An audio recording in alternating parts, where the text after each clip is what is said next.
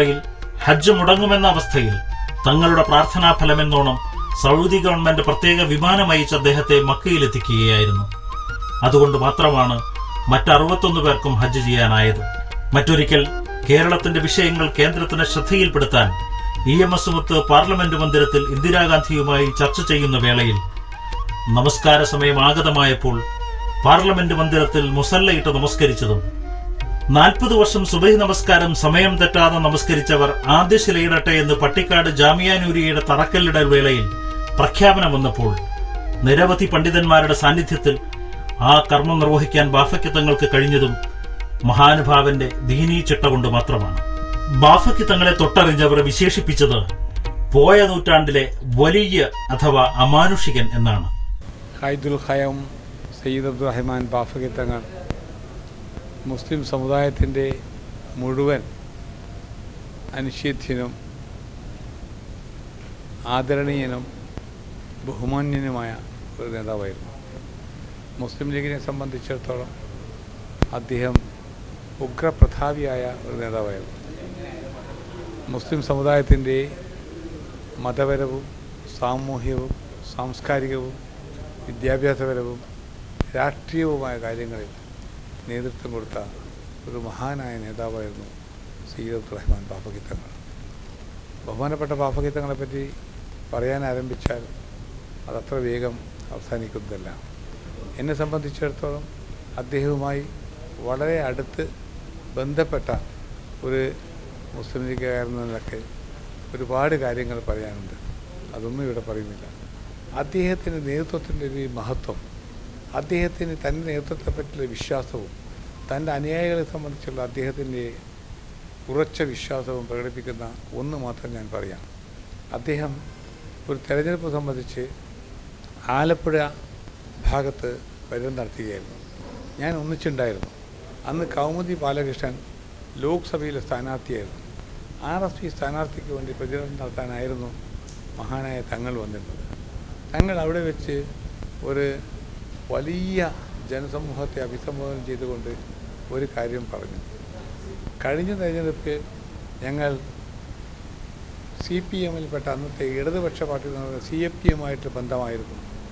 ഇപ്പോൾ ഞങ്ങൾ അവരെ വിടുകയും ഒരു പുതിയ മുന്നണി സംവിധാനത്തിൻ്റെ ഭാഗമായി കോൺഗ്രസിൻ്റെ കൂടെ ചേർന്നിരിക്കുകയാണ്.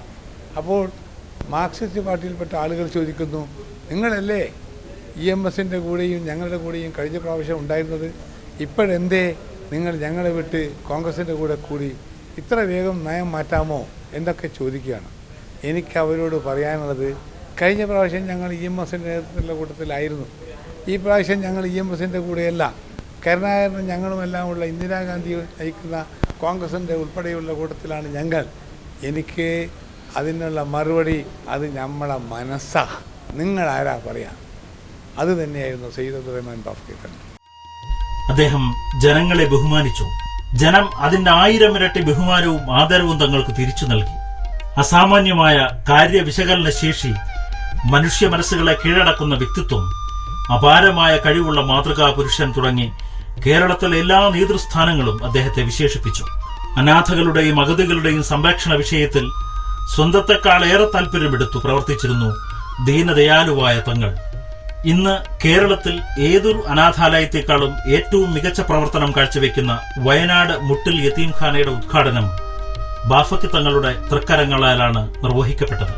കേവലം 6 കുട്ടികളുടെ തലയിൽ കൈവച്ച് അനുഗ്രഹിച്ചുകൊണ്ട് ബാഫക്കി തങ്ങൾ തുടക്കമിട്ട ഈ യതീംഖാന ഇന്ന് സ്വന്തമായി നിരവധി കോളേജുകൾ വരെയായി വളർന്ന് പന്തലിച്ചിരിക്കുന്നു. തങ്ങളുടെ ജീവിതകാലത്ത് കേരളത്തിൽ ഉടനീളം നിലവിൽ വന്ന യതീംഖാനകളിലും മതഭൗതിക വിദ്യാഭ്യാസ സ്ഥാപനങ്ങളിലും ആ വിശുദ്ധ പുരുഷന്റെ കയ്യൊപ്പ് പകർന്നു കിട്ടിയിട്ടുണ്ട്. അവഗണനയുടെയും അവഹേളനത്തിന്റെയും നിലയില്ലാ കയങ്ങളിൽ ആണ്ടുപോകുമായിരുന്ന ഒരു സമൂഹത്തിന് ഏറ്റവും ആവശ്യമായിരുന്നത് വ്യക്തവും ശക്തവുമായ ഒരു ജിഹ്വയായിരുന്നു. അങ്ങനെയാണ് ഇന്ന് ന്യൂനപക്ഷത്തിന്റെ പടവാളായി മാറിയ ചന്ദ്രിക ദിനപത്രത്തെ ബാഫക്കി തങ്ങൾ വളർത്തിക്കൊണ്ടുവന്നത്. മുസ്ലിം ലീഗ് പ്രസ്ഥാനത്തിന്റെ യശസ് ഉയർത്തി ജനകീയമാക്കിയതിന്റെ മുഖ്യ പ്രയോക്താവ് സയ്യിദ് അബ്ദുറഹ്മാൻ ബാഫക്കി തങ്ങളാണ്. വലിയ സമ്പന്നനായിരുന്നില്ലെങ്കിലും നേടിയതിലേറെയും അദ്ദേഹം സമസൃഷ്ടികളുടെ ഉന്നമനത്തിനായി നീക്കിവെച്ചു. ഇന്ന് ഇതൊരുപക്ഷെ കെട്ടുകഥ പോലെ അവിശ്വസനീയമാവാം.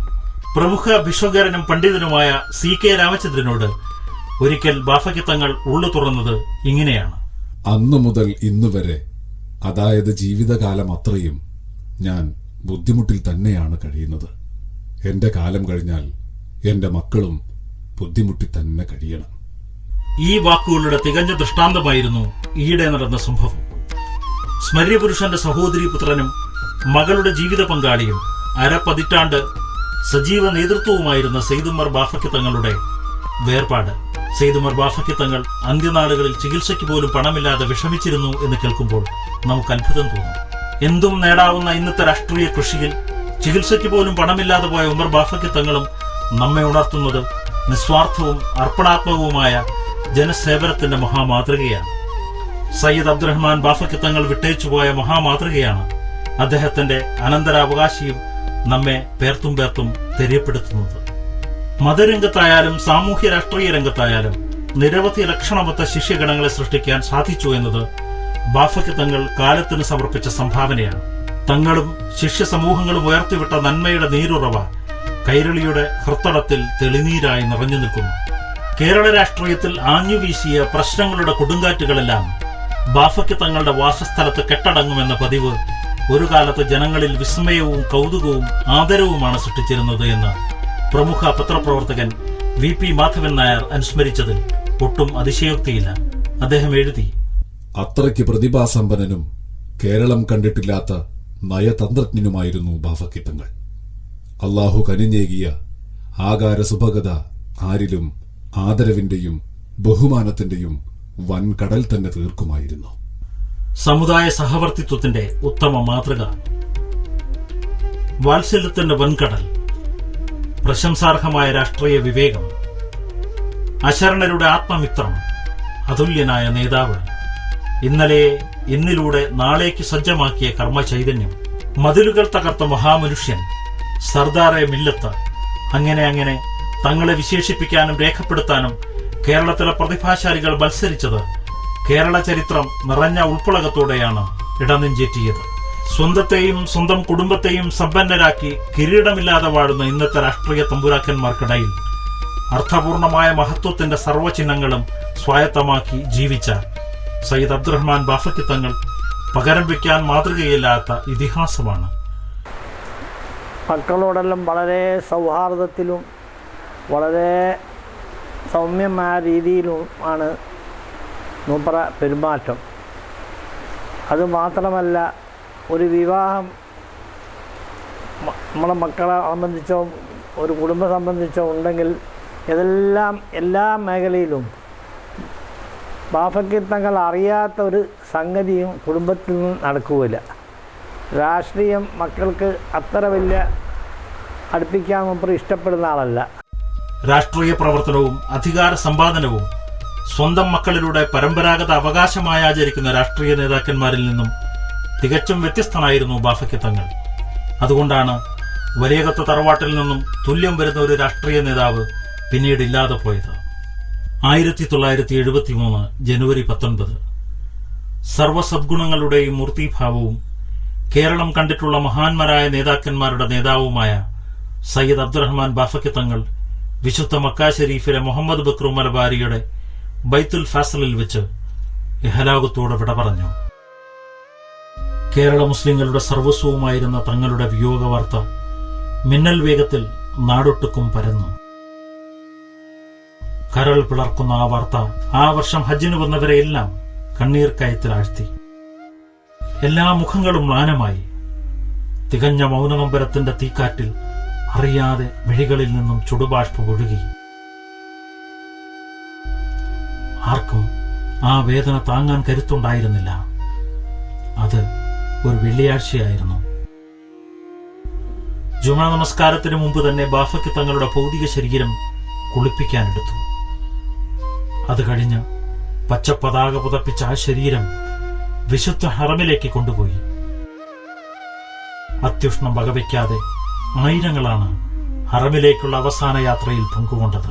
സത്താർ ഷേട്ട്, ഇബ്രാഹിം സുലൈമാൻ ഷേട്ട്, CKP ചെറിയ മമ്മുക്കൈ എന്നിവരുടെ നേതൃത്വത്തിൽ ഹറം മസ്ജിദിൽ ആ ഭൗതിക ശരീരം വെച്ചു. ജുമഴയ്ക്ക് ശേഷം ലക്ഷക്കണക്കിന് ആളുകൾ മനം നൊന്ത് കേണം മയ്യത്ത് നമസ്കാരം. അതിനുശേഷം 10,000 പങ്കുകൊണ്ട വിലാപയാത്ര. ജനബാഹുല്യവും പ്രതികൂല കാലാവസ്ഥയും കാരണം കാൽവിരലും മടമ്പും പൊട്ടാത്തവരായി ആരുമുണ്ടായിരുന്നില്ല. മക്കാദിവാസികളെ ഒന്നടങ്കം അമ്പരപ്പിച്ച ആ ത്യാഗസന്നദ്ധത ഇന്നും ചരിത്രത്തിലെ പൊന്നൊളിയാണ്. വിശ്വാസികളുടെ വലിയ സ്വപ്നസാക്ഷാത്കാരമായ ഹറം ഷരീഫിലെ 100 കോടി പുണ്യത്തിൽ കേരളത്തിന്റെ അഭിമാന പ്രതീകമായ ആ നേതാവ് അന്ത്യവിശ്രമം കൊള്ളുകയാണ്. ശിഷ്യനായ CH മുഹമ്മദ് കോയയുടെ വാക്കുകൾ കടമെടുത്താൽ, സമുദായത്തെ എല്ലാ തുറകളിലും ഉയർത്താൻ ഒഴിഞ്ഞുവെച്ചതായിരുന്നു ആ ജീവിതം. ധീരോദാത്തതയുടെയും സത്യസന്ധതയുടെയും പ്രതീകം. ഉയരുന്നതിനേക്കാൾ ഉയരത്തിൽ നിന്നിരുന്ന വ്യക്തിയായിരുന്നു ബാഫക്കിത്തങ്ങൾ. ജീവിതത്തിൽ ആരെയും വേദനിപ്പിക്കാത്ത മനുഷ്യസ്നേഹി. അതെ, ഏതൊരു നിരീക്ഷകന്റെയും പരീക്ഷകന്റെയും കണ്ടെത്തലുകൾക്കും അപ്പുറത്താണ് ബാഫക്കിത്തങ്ങളുടെ ഔന്നത്യം. ആ ജീവിതം നമ്മെ നയിക്കുന്നത് പ്രകാശത്തിലേക്കാണ്.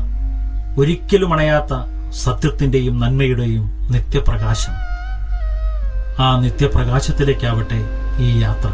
ജീവിത സമസ്യകളുടെ സമുദ്ര താണ്ഡവങ്ങളിൽ ഉലയാതെ പതറാതെ മറുകര താണ്ടുവാൻ ഒരു സ്നേഹനൗകയായി ബാഫക്കിത്തങ്ങളുണ്ടാകും. തങ്ങളുടെ ഓർമ്മകളുണ്ടാകും. ഓർമ്മകൾ ഉണ്ടായിരിക്കണം.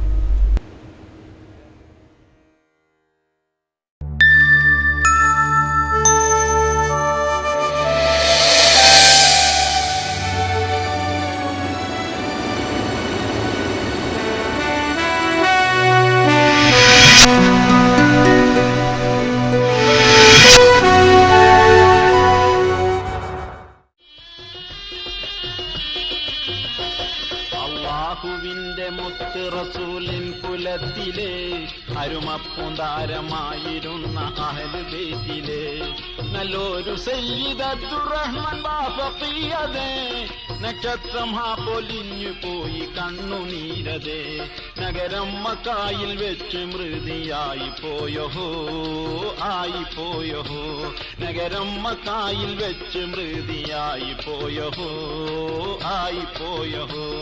അല്ലാഹുവിന്റെ മുത്ത് റസൂലിൻ കുലത്തിലെ അരുമപ്പൂന്താരമായിരുന്ന അഹ്ലു ബൈത്തിലെ നല്ലൊരു സയ്യിദ് അബ്ദുറഹ്മാൻ ബാഫഖിയതേ.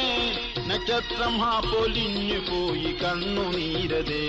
നഗരം മക്കായിൽ വെച്ച് മൃതിയായി പോയോ ആയിപ്പോയോ.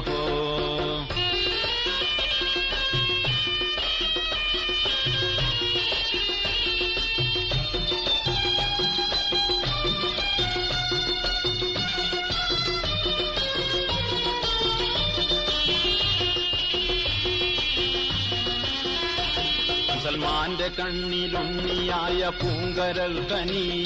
മുഖ്യപ്രസ്ഥാനത്തിന്റെ മാതൃകാതരാമണി. നിസ്വാർത്ഥ സേവകന് ബദൽ പാലില്ലാരങ്ങി. നിസ്തുല്യ സ്ഥാനം വിടവ് തീർന്ന് കാണലെന്നിനി. നിത്യാസന്താപ കണ്ണുനീര് തോരലെന്നിനി തോരലെന്നിനി. നിത്യാസന്താപ കണ്ണുനീര് തോരലെന്നിനി തോരലെന്നിനി.